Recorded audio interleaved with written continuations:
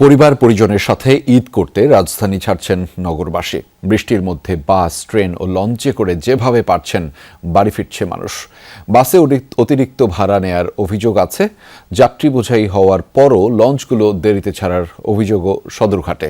Schedule বিপর্যয় না থাকলেও দেরিতে ছেড়েছে কিছু ট্রেন। ঝুঁকি নিয়ে ট্রেনের ছাদে উঠছেন যাত্রীরা। সড়কমন্ত্রীর দাবি, এবার ঈদযাত্রা নির্বিঘ্ন। রাজধানীর বিমানবন্দর রেলওয়ে স্টেশনের চিত্র এটি। বরাবরের মতোই জীবনের ঝুঁকি নিয়ে ট্রেনের ছাদে করে বাড়ি ফেরা। কমলাপুর থেকে ছেড়ে আসা ট্রেন বিমানবন্দর স্টেশনে আসতেই বগি, দরজা আর ছাদে হুমড়ি খেয়ে পড়া। টিকিট ছাড়া যাত্রীদের প্রবেশের কারণে টিকিটধারী যাত্রীরা উঠতে পারছেন না ট্রেনে। এ নিয়ে ক্ষোভ অনেক যাত্রীর। যারা টিকিট কেটেছে তারাও ট্রেনে উঠতে পারেনি। এরকম একটা ব্যবস্থাপনার মধ্যে দিয়ে যদি যায় তাহলে এটা আসলে একজন যাত্রী হিসেবে বা এই দেশের নাগরিক হিসেবে এটা কিন্তু আসলে দুর্ভাগ্যজনক। সঠিক সময়ে যেতে হলে টিকিট কাটি যেতে পারবো না, আবার টিকিট কাটি যে আমি সিট পাবো এটাও কনফার্ম না। ওদিকে কমলাপুর রেল স্টেশনে শিডিউল বিপর্যয় না থাকলেও কয়েকটি ট্রেন ছেড়ে যায় দেরিতে। বিভিন্ন রুটে দিনভর ঢাকা ছেড়ে যাচ্ছে 68টি ট্রেন। কমলাপুর থেকেই যাত্রীরা উঠছেন ঠাসাঠাসি করে।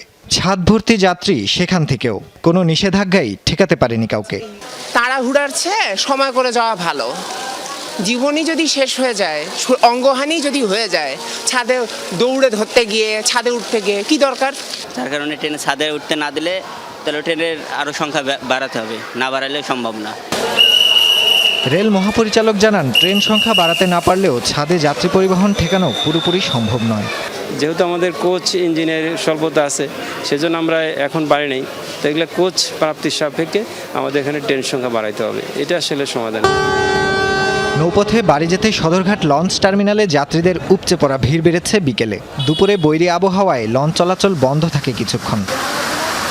সদরঘাট থেকে ছেড়ে যাওয়া সবগুলো লঞ্চে ছিল যাত্রী চাপ।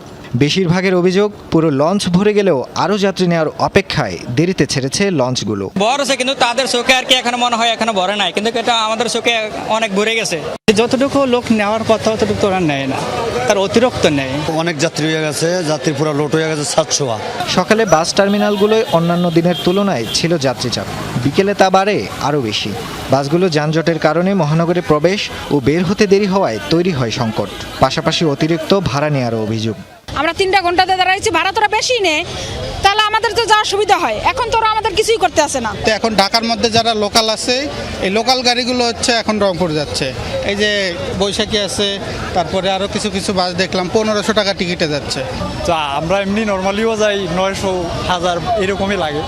বাট এখন দেখা যাচ্ছে লোকাল গাড়ি যেগুলো আছে ওগুলাও দেখা যাচ্ছে যে 1000 টাকা চাচ্ছে, 1200 টাকা চাচ্ছে। দুপুরে সায়েদাবাদ বাস টার্মিনাল পরিদর্শন করেন সড়কমন্ত্রী।